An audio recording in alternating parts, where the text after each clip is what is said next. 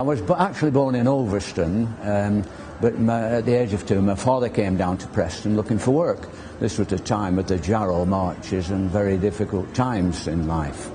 Unfortunately he got work and we lived in Preston, and then I started to grow up into a footballing age at 5, and it went on from there. I lived 500 yards as a crow flies from Deepdale ground.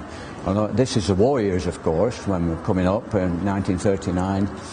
And as we developed into those years, we spent most of the time around Deepdale and on the local park across the road from the museum here, which is where we did all our footballing.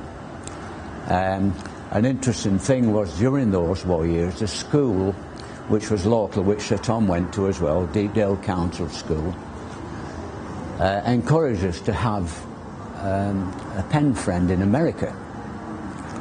And I duly got this pen friend in America, rather nice person, Robert T. Comey Jr., 19,101 Shelbourne Road, Shaker Heights, Cleveland, Ohio. I shall never forget that. And I expressed my interest in football, not knowing the American football was completely different. A few weeks later, in the post arrived this parcel with a football inside it, but the shape of a Wigan Rugby League ball as opposed to a round one. Well, of course, we couldn't get round footballs. We hadn't the money and everything. Tennis ball was our thing, which we learnt to control in a very, very close manner.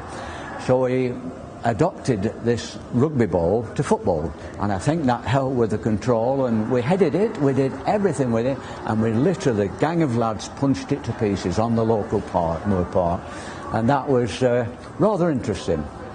But the tennis ball was the thing, and we had a competition, the boys, this is amateur players, be in the 10-12 region then, and in Deepdale we had stone walls which were made of Accrington brick, which were rather smooth and would give a nice bounce back off a ball.